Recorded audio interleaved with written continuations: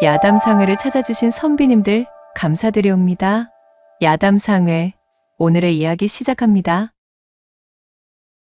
옛날 옛적 조선 중기의 한 한적한 고을에 일찍이 서당 친구였던 오생원과 허초씨가 있었습니다.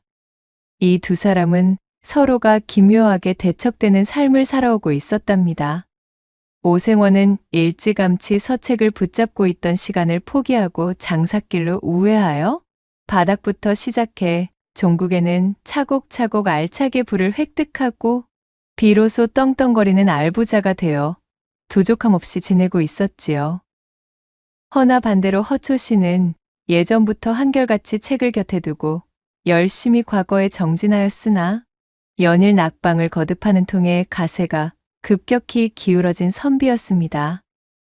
비록 지금의 사정은 이리 격차가 벌어진 모양새로 이 두 사람의 엇갈린 모습이 제법 차이가 있다 하지만 늘 지금과 같은 모양새는 아니었습니다. 시간을 거슬러 올라가 보면 어려서부터 매우 영특했던 허초씨는 서당 시절 훈장과 학동들의 칭찬을 달고 지내던 그야말로 신동이라 불리던 아이였습니다. 뛰어난 실력과 더불어 그 성품 또한 올곧고 정의로우니 그의 곁에는 항시 사람들이 모여들었고 늘 인망이 두터운 모습을 보였습니다. 반면 오생원은 큰 두각을 내지 못해 그저 그런 학동 중 하나로 지낼 뿐이었지요. 소시적부터 특유의 꽁한 성격에 기본적으로 질투와 욕심도 심하여 주변 사람들과 잦은 마찰을 빚었고 늘 사람들의 빈축을 사곤 했답니다. 게다가 집안 형편도 여유롭지가 못하였으니 서당 학동들의 공공연한 놀림감이 되어 지내고 있었지요. 실력은 모자랐지만 그 욕심만큼은 어느 누구에게도 지지 않았던 오생원은 어린 마음에 크게 상심하게 되었습니다. 사정이 이렇다 보니 오생원은 늘 어진 성심의 허초씨를 자신의 눈엣가시로 여기며 살아왔습니다. 허초씨가 크게 무언가를 잘못한 것이 없었지만 그를 향한 열등감이 하늘을 찔러 견딜 수가 없을 지경이었지요. 오생원의 그런 마음을 일절 알지 못했던 심성착한 허초씨는 집안이 어려웠던 오생원을 물심양면 아낌없이 도와주곤 하였습니다. 허나 자존심이 대단했던 오생원은 이것마저도 굉장한 치욕으로 다가왔습니다. 허초씨의 조건 없는 경제적인 원조가 자신의 살림에 도움은 되었으나 허초씨에 대한 감사의 마음보다는 열등감만 더 키우는 원인이 되었으니까요. 그는 자신의 집안 형편이 어려워 허초씨의 도움을 받아야 하는 현실이 너무도 비참했습니다. 장성하면 기필코 허초씨를 뛰어넘는 사람이 되어 그의 머리 꼭대기 위에서 복수를 하리라 다짐하며 이를 악물었지요. 오생원의 이런 속마음도 모르는 허초씨는 그저 그를 깊은 친구로 대했고 언제나 제 곁에 두고 힘을 보태주며 지냈습니다. 시간은 점점 더 흐르게 되었고 학동의 신분을 벗어난 두 사람은 어느덧 무럭무럭 성장하여 각자가 가정을 꾸리게 되었습니다. 물론 그러는 동안에도 오생원은 허초씨가 마음에 둔 교수에게 먼저 혼담을 보낸 뒤 그녀를 욕보이고 소박 놓는 것으로 허초씨의 혼삿길을 막아서는 등 금수만도 못한 못된 짓을 서슴지 않았습니다. 그리고 이때부터 시간을 보내면 보낼수록 두 사람의 살림살이 격차가 눈에 띄게 벌어지기 시작했답니다. 어려서부터 이를 악물고 결심한 것이 있어 돈이 되는 일이라면 그 어떤 더러운 일도 마다 않던 오생원은 진작에 장사의 길에 서서 약삭빠른 자신의 재능을 꽃피웠습니다. 그는 어두운 돈, 눈먼 돈, 더러운 돈 구분 없이 끌어다 모으며 바닥부터 올라와 차곡차곡 부를 축적하고 있었습니다. 돈을 향한 오생원의 집념은 실로 무서울 정도였어요. 그는 두 번 다시 형편이 넉넉지 못한 시절로는 돌아가기 싫다는 듯 악착같이 돈을 쫓고 있었습니다. 그 반면 신동 소리를 들으며 자랐던 허초씨는 중요한 순간의 관문마다 고배를 마시며 토시 신세를 벗어나지 못하는 중이었지요. 이후로는 그 넉넉하던 갓에마저도 점차 기울어만 갔고 어느새 초시라는 허울뿐인 초라한 감투만이 남게 되었습니다. 허초 씨가 그렇게 일이 제대로 풀리지 않고 주춤하는 사이 먼 발치에서 그의 소식에 귀를 쫑긋 기울이고 있던 오생원은 그의 앞에 닥친 불행과 흉사에 날마다 쾌재를 불렀지요. 이거 듣자니 허초시 그놈의 가세가 기울어. 이제는 과거 시험을 보기 위해 한양에 오를 노자조차도 마련하기가 힘들어졌다지? 그거 참 듣던 중 반가운 소리로구먼? 거 아주 꼴 좋다. 오생원은 허초 씨의 몰락이 마치 어릴 적부터 염원해오던 자신의 목표를 이룬 듯 그저 반갑기만 한 것이었습니다. 오생원은 그날 밤 기쁨을 감추지 못하고 돈을 잔뜩 풀어 기녀들을 데려온 뒤 연회로에서 흥청망청 뒤섞여 놀며 옷가지들이 흠뻑 젖은 기녀들을 품에 안고 방탕한 노름을 이어가며 삼경을 지새웠지요. 이렇게 장성한 두 사람의 운명이 서로 엇갈린 가운데 이제 오생원이 허초 씨보다 갖추지 못한 유일한 부분은 후사의 연이 없던 무자식의 자신과는 달리 허초 씨에게는 떡두꺼비 같은 아들이 있다는 것. 그 하나뿐이었습니다. 그럼에도 욕심을 거두지 못했던 오생원은 여전히 허초 씨를 마음에 두고 명분 없는 적개심을 버리지 않았지요. 어느 한적한 저녁 나절, 곰방대를 빼물고 마당을 바라보며 여유를 즐기던 오생원의 집에 그간은 코빼기도 비추지 않던 허초 씨가 불쑥 찾아들었습니다. 예상하지 못했던 허초 씨의 방문에 오생원이 눈을 흘기며 귀고만장 비꼬는 투로 입을 열었답니다. 어이구, 이게 누구신가? 그야말로 지체 높은 우리 초시 어르신께서 이 어인일로 이리 누추한 저 오생원의 거처까지 친히 걸음을 다 주셨누. 내일은 해가 서쪽에서 뜨겠구먼 그려? 이 같은 오생원의 빈정거림에도 허초 씨는 화를 내기는커녕 허어 웃으며 그에게 대답하는 것이었습니다. 아니, 오생원 이 사람아, 못 보던 사이에 아주 농이 한층 더 심해지셨구먼. 어디 내가 못 올 때라도 왔는가? 이 대체 얼마 만에 우리가 이리 다시 만나는 것인가? 그러지 마시고 우리 이리 얼굴을 마주하게 되었으니 오래간만에 술이나 한잔 나누세나. 허초 씨가 푸근하게 웃으며 너스레를 던지자 그것을 바라보고 있던 오생원의 얼굴이 대번에 구겨졌습니다. 오생원은 예전부터 허초 씨의 저런 모습이 마음에 들지 않았지요. 자신이 기를 쓰고 뱉어내는 모진 소리에도 허초 씨는 마음에 생채기 하나 나지 않아 보였습니다. 그 호방하고 대범한 성품이 속 좁고 질투 많은 오생원의 속을 더욱 헤집어 놓는 것이었습니다. 오생원은 크게 헛기침을 하고는 마지못해 하인을 호출하여 술상을 차려오라 역정을 냈습니다. 괜시레 짜증을 받은 하인은 돌아서며 욕지기를 중얼거렸고 한참이 지난 후 부엌대기 하녀 하나가 조촐한 술상을 차려와 두 사람의 앞에 내려놓았지요. 오생원이 미리 하인에게 언질해 놓은 대로 비싸고 좋은 안주거리라고는 찾아볼 수 없는 지독하게도 조촐한 술상이었습니다. 나물 몇 점이 전부였으나 오생원은 그마저도 허초 씨에게 대접하기 아까워 이를 갈고 있었답니다. 허나 허초 씨는 그런 것일랑 아무렇지도 않다는 듯 술상을 받자마자 기뻐하며 외쳤지요. 어이구, 이거 갑자기 찾아와서 신뢰가 많네. 내 한 상 잘 얻어먹겠네. 인사치레를 하고 술잔을 기울이던 허초 씨가 웃으며 입안 가득 탁배기를 털어넣었습니다. 그렇게 한참이 지나자 오생원이 허초 씨에게 물었습니다. 그래, 찾아온 용건이 무엇인가? 자네와 내가 왕래를 끊은 지 제법 된 것으로 아네만 이리 연통도 없이 불쑥 찾아온 것을 보아하니 필경 무슨 부탁을 할 것이 있어 보이는데 말이야. 내 말이 틀렸는가? 오생원의 물음에 허초 씨가 빙그레 웃으며 고개를 끄덕였습니다. 그리고는 깊이 고민하는 표정이 되더니 말문을 열었지요. 자네, 돈을 좀 빌려줄 수 있겠나? 뭐, 돈? 아니, 이 사람이 갑자기 찾아와서 느닷없이 무슨 봉창을 두드리는 소리인가? 돈이라니? 돈이라는 단어를 들은 오생원의 눈썹이 대번에 지네처럼 꿈틀댔습니다. 그의 표정을 바라본 허초 씨는 술 한 잔을 입에 털어넣고는 한숨을 쉬며 말을 이었습니다. 사실은 내가 지병을 앓고 있는 데다가 말일세. 못난 서방을 둔 죄로 이제는 다세마저 좋지 않아 기울고 말았다네. 앞으로 남겨질 아들놈과 아내가 걱정되어 매 밤잠을 설치는 나날이 계속되고 있지. 당장에 떠오르는 사람이 자네뿐이니 내 염치 불구하고 이리 걸음을 하게 되었지 무엇인가. 우리가 어릴 적 서당 친구로 알고 지낸 정이 얕지는 않으니 어떻게 좀 아니 되겠는가? 어흥, 일 없네 그려. 지금은 나도 사정이 힘든 때일세. 겉으로나 번지르르 하지.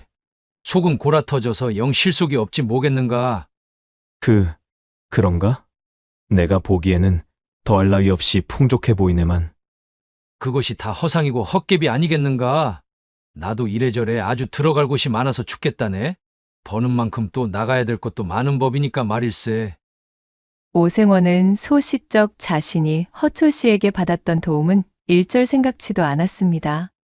그저 바로 지금 이 순간 허초 씨가 자신에게 고개를 숙이며 조아리는 상황이 너무나 고소하여 짜릿한 쾌감을 느끼는 것에만 몰두한 그는 잔뜩 거드름을 피우며 중얼거렸지요. 게다가 오생원에게 돈이란 제 목숨보다도 소중한 것이었습니다. 쉽사리 내어줄 리가 만무했지요. 오생원의 매몰찬 대답을 들은 허초 씨는 하는 수 없다는 듯 기운이 쏙 빠진 목소리로 다시 입을 열었어요. 저기, 그렇다면 말일세. 내 아들 자네도 알지? 내 아들놈만이라도 자네가 데려다가 장사를 좀 가르쳐 주시게나. 이놈이 책을 들여다보는 것은 게을러 입신양명의 기틀을 마련하긴 요원해 보이나. 머리는 제법 영특하여 샘 하나만큼은 아주 뒤똥차게 재빠르다네. 허초 씨는 오생원의 곁으로 바짝 붙어 그의 무릎을 잡고는 통사정을 하며 읍했습니다. 아들놈이라. 모든 것이 허초 씨보다 성공했던 자신이 현재 유일하게 가지지 못했던 바로 그 아들의 존재에 관한 이야기가 나오자 오생원의 이마가 크게 실룩이며 불편한 기색이 감돌았습니다. 오생원은 술잔을 들어 벌컥벌컥 들이키고는 생각했습니다. 대를 이을 아들놈이 있으면 무얼 하나. 가세가 기우로 물려줄 재산 하나 없는 아비가 어디 제대로 된 아비라 부를 수나 있겠어? 안 그래도 아들놈 하나 있는 것으로 유세 떠는 꼬락서니가 아니 꼽던 차에 이것 참 고소하게 되었구만. 말라 비틀어진 나물만 올리라 일러둔 술상에서 젓가락을 깨작거리며 불편한 심기를 비추던 오생원이 속으로 빈정거렸지요. 말이야 바른 말이지. 허초 씨는 아들과 관련하여 오생원에게 거들먹거린 적도 없었습니다. 그저 오생원 본인의 자격지심 때문에 그리 여기고 있었을 뿐이었어요. 이윽고 오생원이 술잔을 들어 한 잔 거나하게 들이키며 말했습니다. 내 본시 여기저기에서 그런 청탁을 받아오는 것이 여러 해 있는 일이라 이거 영 꺼림칙하긴 한데 말일세. 안 그래도 내 장사수완을 배우겠다고 말이야. 전국 팔도서 값비싼 폐물을 싸들고 찾아오는 자들이 어디 한둘이어야 말이지. 오생원은 잔뜩 배짱을 튕기며 거드름을 피우고 있었지만 내심 속으로는 쾌재를 부르고 있었습니다. 그도 그럴 것이 오생원이 언젠가 한번 만난 적이 있었던 허초 씨의 아들 천석이는 허우대가 훤칠하고 매력적인 사내였습니다. 게다가 타고나기를 장사의 힘도 좋아 무거운 짐도 척척 지는 모습을 자주 보았던 터였지요. 자신의 곁에 붙이고 장터를 다니면 안 그래도 견제가 심했던 다른 장돌뱅이 장사꾼들의 불필요한 시비가 붙을 일도 없을 것이었습니다. 뿐만 아니라 천석이에게 무거운 장삿짐 보따리를 넘기면 그간 오생원이 손수짐을 이고 다니며 기진맥진 힘을 빼던 고된 경험들도 더 이상 겪을 필요가 없었습니다. 천석이에게 넘겨버리면 장사길에 나서며 짊어질 수고스러움도 모두 덜 수 있었지요. 귀찮고 힘이 드는 여러 자비를 천석이에게 다 떠넘기고도 장사 소환을 전수한다는 핑계로 품삯 한 푼 줄 필요조차 없었으니 이 얼마나 남는 장사 아니었겠어요. 그중 오생원의 마음을 사로잡은 으뜸의 이유는 뭐니 해도 자신이 늘 열등감을 품고 있던 허초 씨의 아들을 자신의 밑에 두고 하인마냥 부릴 수 있다는 짜릿하기 그지없는 승리감이었습니다. 정말이지 이것보다 더 신명나는 이유는 찾기가 힘들었지요. 어린 시절 허초 씨를 보면서 가졌던 그 모든 질투와 자격지심이 한 방에 날아가는 듯한 기분이었습니다. 여기까지 생각이 미쳤던 오생원은 큰 선심을 쓰듯 팔짱을 끼고 허초 씨에게 말했답니다. 정이 자네의 뜻이 그러하다면 내일부터 천석이를 우리 집으로 보내보시게. 내 자네가 하도 간곡한 성의를 보이기에 청을 들어주도록 하겠네만 이 장사라는 것은 말일세 쉽지만은 않은 길일게야. 각오 단단히 하시고 보내는 것이 좋을 것이란 말일세. 아이고, 참으로 고맙네, 고마워. 내 자네의 이 호의는 결단코 잊지 않음세. 허초 씨는 오생원의 속마음을 아는지 모르는지 연신 그에게 고개를 숙이며 감사를 표했습니다. 그리하여 잠시 후 술자리는 파하게 되었고 허초 씨가 한결 가벼운 발걸음으로 집으로 돌아가자 그의 뒷모습을 바라보고 있던 오생원은 비열한 웃음을 지으며 사랑방으로 들어가 버렸지요. 멍청한 놈. 어디 애비 잘못 만나서 고생하는 아들놈의 얼굴을 보고도 내게 감사하다는 소리가 나오는지 보자. 아니, 영감. 오랜 친구를 만나셨던 거 아니셨어요? 어찌 이리 기색이 언짢아 보이십니까? 후사를 보지 못해 진작에 쫓아내버린 본처 대신으로 젊고 예쁜 맛에 들인 후처가 오생원에게 다가오며 묻자 오생원이 버럭 성질을 내며 일갈했습니다. 못이 어쩌? 친우는 연병을 누가 얼어 죽을 놈의 친우야? 쓰잘데기 없는 소리 하지 말고 싸게 이부자리나 피고 들어누워봐. 이 여편네야. 언제까지 우리 집에 대를 이을 아들놈을 가져다 놓지 않을 셈이여? 내 본처가 그것 때문에 쫓겨났다는 소리도 못 들어보았는가? 오생원의 외침에 무안해져 얼굴이 홍시처럼 붉어진 첩씨를 획 잡아 채 금치미에 거칠게 눕힌 오생원은 속 시끄러운 콧김을 잔뜩 뿜고는 용두질로 그녀를 꾹꾹 눌러대는 밤을 보내기 시작했습니다. 그리고 다음 날이 밝은 아침 대바람부터 허초 씨의 아들 천석이가 오생원의 집을 찾아들었습니다. 허초 씨의 부탁대로 오늘부터 본격적인 오생원의 시동 노릇을 하기 위해 찾아온 것이었습니다. 꾸벅 고개를 숙이며 인사하는 천석이를 내려다보던 오생원은 뒷짐을 진 채 헛기침을 쏟으며 거드름 가득한 태도로 입을 열었지요. 너희 아비가 하도 극진히 청하였기에 내 하는 수 없이 너를 드리는 것을 수락했느니라. 내 앞으로 너에게 장사의 기본과 나아갈 길을 알려주도록 할 터이니 곁에서 항시 나를 제대로 보필하며 어깨너머로 잘 배워보도록 하여라. 알겠느냐? 예, 생원 어른, 여부가 있겠습니까? 부디 맡겨만 주십시오. 미력 하나마 최선을 다할 것을 다짐하고 약속드리겠습니다. 그래. 능력 없는 못난 아비를 둔 너에게 무슨 죄가 있겠느냐? 이것이 다 제 가정을 제대로 건사하지 못한 내 아비가 쌓은 죄건을. 어찌되었든 천석이 내 놈은 나의 밑에서 한 3년만 굴러먹다 보면 그 이후로는 너 혼자서도 밥값 정도는 할 수 있을 수준으로 커 있을 터이니 너무 걱정일랑 말거라. 네, 생원 어른, 앞으로 열성을 다해 보필하겠습니다. 오생원이 마치 들으라는 듯 자신의 아비를 면전에서 대놓고 욕보임에도 천석이는 별다른 반응 없이 듬직하게 인사를 올리며 결의에 찬 눈을 보였습니다.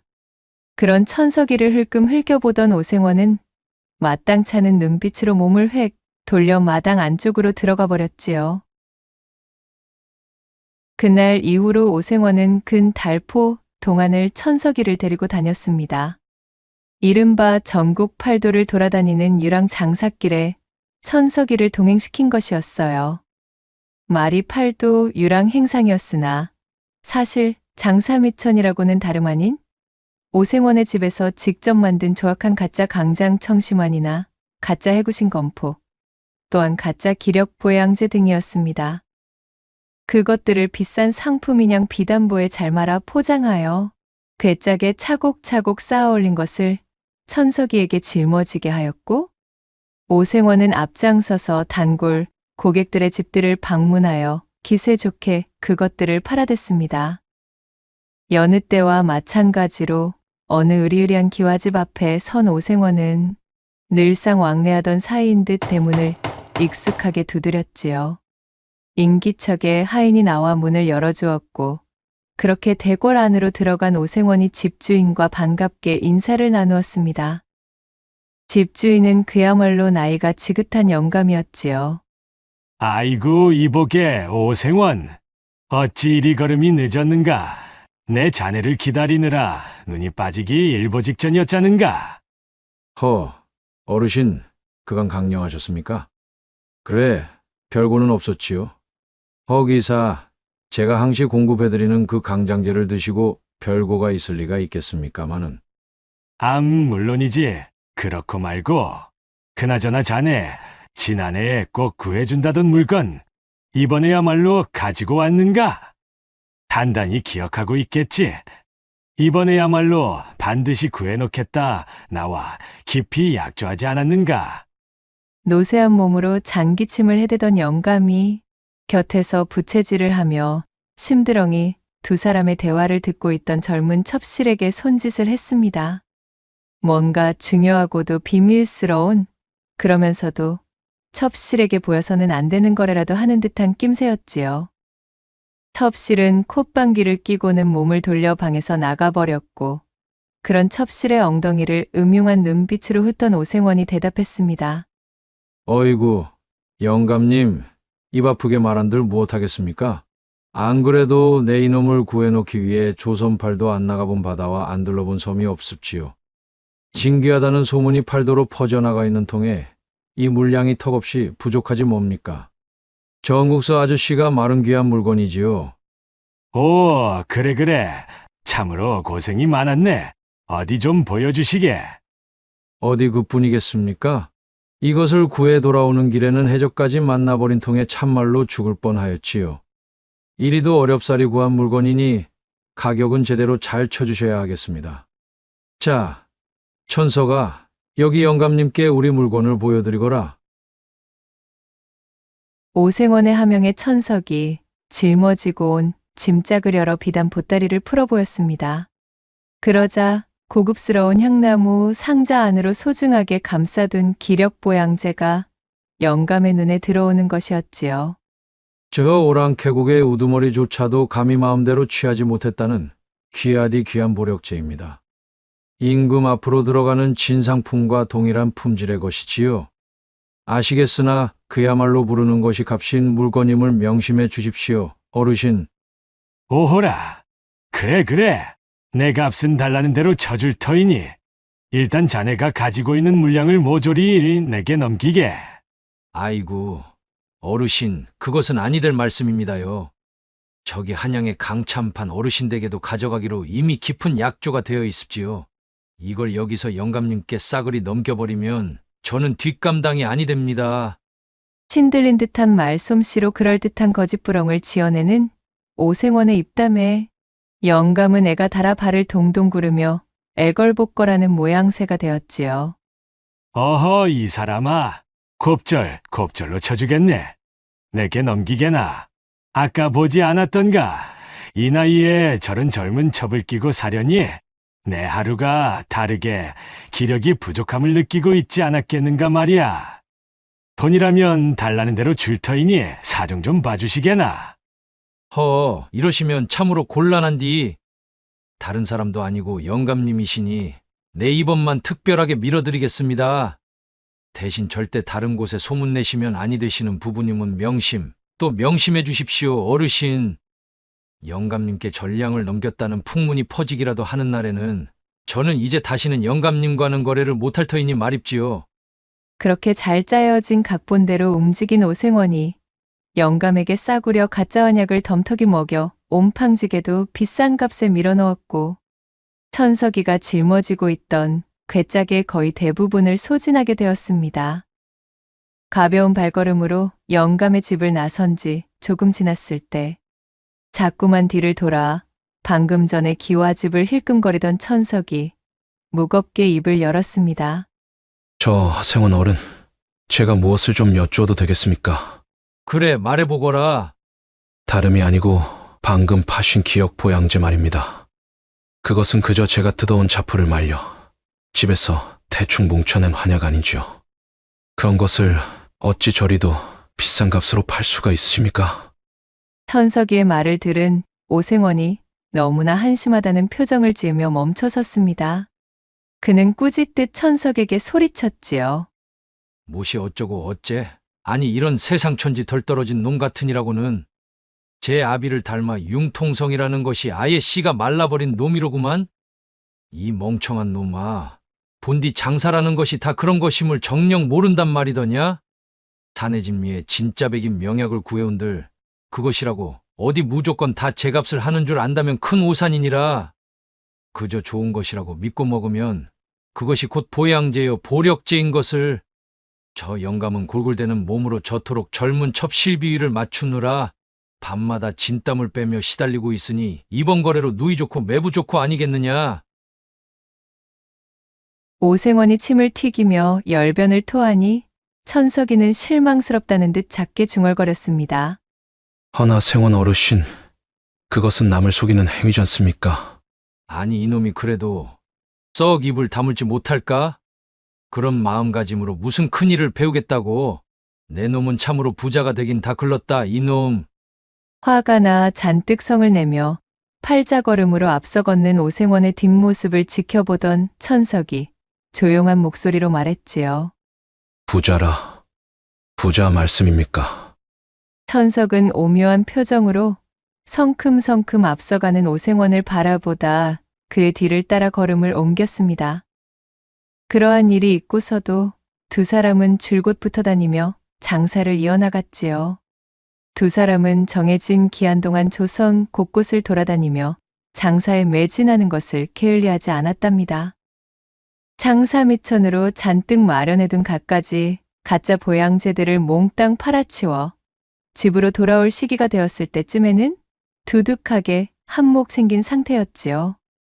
준비한 물건을 모두 팔아치우고 집으로 돌아오는 길에 위치한 나루터에서 오생원의 장기침이 유독 심해지는 것이 느껴졌습니다.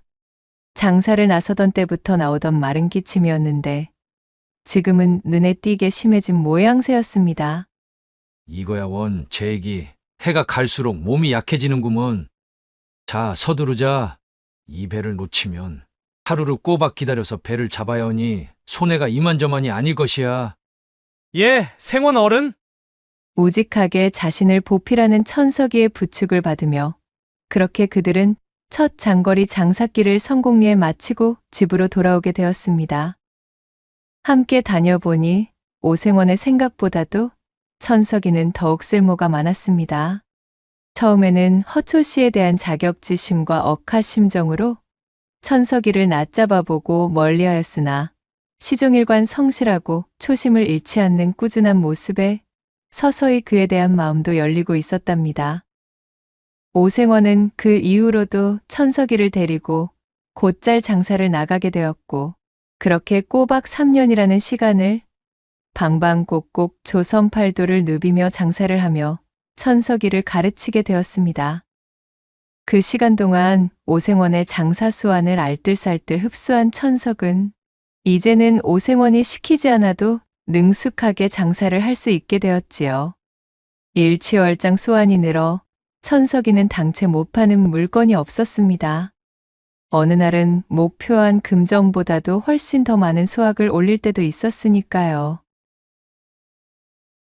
그러나 돈만을 바라보며 건강을 돌보는 것에 게을렀던 오생원은 계속되는 험난한 장사의 여정길에 노출되어 나날이 건강이 쇠약해지고 있었습니다.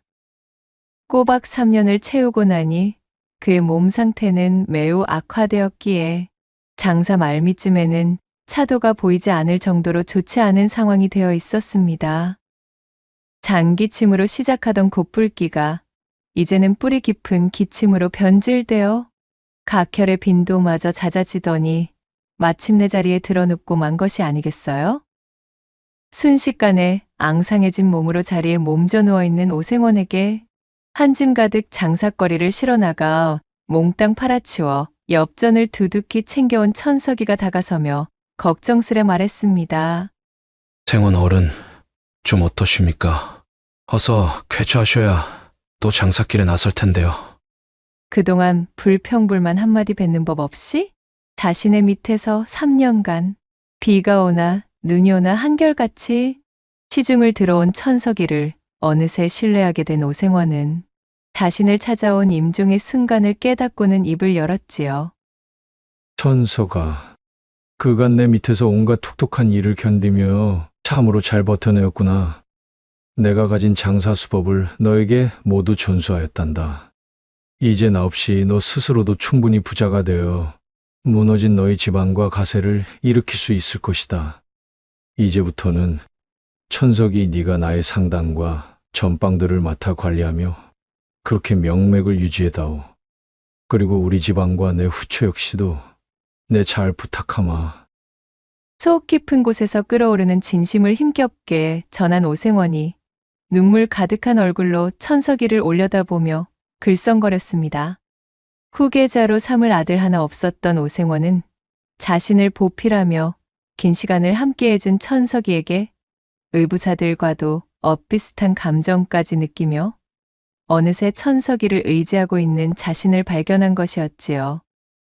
그렇게 끓어오르는 기침을 힘겹게 거두며 오생원이 말을 마치자 어찌된 영문인지 그것을 잠자코 듣고 있던 천석의 표정이 차갑게 식어가는 것이었습니다. 흉흉한 눈으로 오생원을 내려다보던 천석이 무겁게 운을 떼었어요. 부자 말씀이십니까? 생원 어른, 저는 그런 식으로는 부자가 되고 싶지 않습니다. 제가 추구하는 길은 음험한 노인네에게 가짜 환약이나 밀어넣으며 거짓된 강장제를 권하는 그러한 방식은 아니죠. 허나 말씀하신 대로 생원 어르신의 후처분 만큼은 그리 걱정하지 않으셔도 될 geb니다. 어르신의 말씀이 없으셔도 이미 오래전부터 제 선에서 잘 보살펴드리고 있었으니까 말이죠. 천석이의 의미심장한 말에 오생원이 대체 이것이 무슨 소리인가 싶어 어리둥절하던 그때 마침 방문을 두드리며 오생원의 후처가 들어왔습니다. 그녀의 손에는 오생원에게 먹일 약사발이 담긴 소반이 들려 있었지요. 처음에는 사이좋게 부부 생활을 영위하고 있었지만 전처와 마찬가지로 후처인 그녀에게도 도무지 상기가 찾아올 기미를 보이지 않자 이에 크게 실망한 오생원은 그녀를 구박하며 나날이 모질게 대하고 있던 참이었습니다. 허나 다행인지 불행인지 후처는 그 천성이 곱고 어지럽기에 오생원의 몹쓸 구박을 묵묵히 감내하며 지금까지 그를 지아비로 따르고 있었지요. 두 여인 모두에게 후사를 기대할 수 없었음에 오생원은 모든 것을 체념하고 포기하려던 참이었습니다. 여보, 좀 어떠셔요? 이 약을 좀 들고 어서 쾌차하셔야지요. 여기 약을 우욱. 아니 그런데 이게 무슨 일이겠어요? 오생원에게 약사발을 내려놓으며 앉던 젊은 후처가 탕약의 후텁지근한 냄새를 맡더니 갑자기 헛구역질을 하는 것이 아니겠어요? 그 모양새가 여느 헛구역질과는 달랐음을 한눈에 알아차릴 수가 있었답니다. 자리에 누워있던 오생원이 그것을 알아차리고는 두 눈을 부릅뜨며 말했습니다. 뭐시여? 아니 이게 무슨... 언제부터요? 몇 달이나 되었는가? 그의 추궁에 화들짝 놀란 젊은 부인은 그저 고개만 떨굴 뿐 말이 없었습니다. 그때 천석이가 오생원의 말을 가로채며 입을 떼었습니다. 어르신의 씨가 아니니 안심, 아니 관심은 끄셔도 좋습니다. 아마도 이제 석 달 차 되었을 geb니다. 지피는 밤으로 셈을 해보면 아마 그쯤일 테지요. 3년간 장삿길에 나서며 자신의 젊은 처와 합방한 적이 일절 없었던 오생원이 천석이의 말에 돌아가는 상황을 퍼뜩 알아차렸지요. 어쩐지 밤만 되면 후처가 묘하게 자신이 잠들기만을 기다리는 눈치를 보인다 싶었는데 이런 속사정을 숨기고 있었을 줄은 몰랐던 것입니다. 털썩같이 믿고 있었던 임종을 앞두고서야 자신을 돌아보며 인정해주려 하였던 천석이가 자신의 후처와 야음을 틈타 몰래 정본을 낸 것도 모자라? 그래, 그 씨앗까지 잉태하게 되었다니요. 참으로 기가 차고 코가 막힐 노릇이었습니다. 아니 뭐시라? 이 이놈이 내 놈이 감히 내쳐와.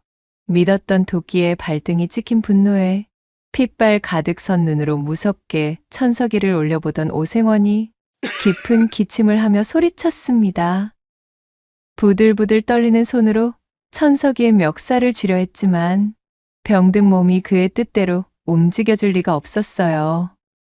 그런 오생원의 몸부림을 묵묵히 바라보고 있던 천석이는 아무런 표정도 없이 침착한 목소리로 말을 이어나갔습니다. 생원 어른께서 일찍이 저희 아버지를 하대하며 괄시해온 것을 저는 이 집에 들어오기 전부터 모두 알고 있었습니다. 소시적 제 아버지의 도움을 받아 생원 어른께서 본인의 집안을 일으키고도 정작 저희 아버지가 도움이 필요할 땐 냉랭히 외면하셨던 것 또한 잘 알고 있지요. 생원 어른, 일전에 저를 향해 부자가 되긴 글러먹은 놈이라 칭하신 적이 있으시지요. 허나 저는 생원 어른과는 조금 다른 길로 걸었을 뿐 부자가 된다는 최종 목표는 다르지 않았습니다. 제가 부자가 되는 방식은 바로 이런 식이었으니까요. 저는 이 집안의 모든 것을 물려받을 적법한 후계가 끊긴 이 집안을 취하여 제 것으로 만들 작정입니다. 여기 있는 어르신의 후처와 새살림을 차려 뱃속에 있는 아이와 함께 가정을 꾸려서 말이죠. 언제부터 담아왔는지도 모를 천석이의 진심이 담긴 잔잔한 분노에 오생원은 할 말을 잃은 채 입만 벙긋거릴 뿐이었습니다. 그의 황망한 눈빛을 내려다보며 천석이 마지막 말을 뱉었습니다.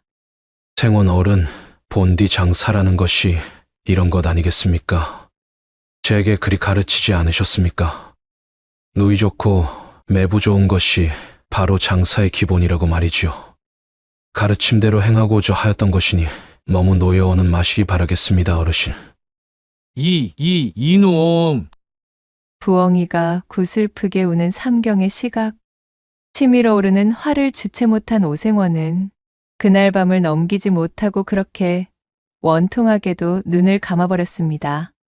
임종의 순간을 맞이한 오생원의 얼굴에는 설명할 수 없는 회환과 절망감, 그리고 참회인지 원통인지 헤아릴 수 없는 눈물 한 줄기가 맺혀 있었답니다. 대를 이을 자식이 없었던 오생원의 장례를 성대하게 치러준 천석이는 생전 오생원의 부자론에 대한 조언대로 그가 이룬 모든 것을 취하여 투철한 장사꾼으로서의 면모를 유감없이 발휘하였습니다. 자신의 아이를 잉태한 그의 젊은 처와 부부의 가약을 맺고 오생원이 한평생 긁어모은 재산을 손쉽게 차지하여 기울어가던 허초 씨의 가세를 단숨에 일으켰을 뿐 아니라 그간 핍박받으며 모진 구박 속에 살던 후처에게 날개를 달아주어 그녀가 행복할 수 있도록 최선을 다하였고 후처 역시도 자신에게 어질게 대해주는 천석이를 새로운 지아비로 모시며 그렇게 행복한 삶을 꾸려나갔다 전해지고 있사옵니다. 구독과 좋아요, 댓글로 야담상회를 응원해 주셔요. 늘 잊지 않고 야담상회를 찾아주시는 선비님들 시청해 주셔서 참으로 감사하옵니다.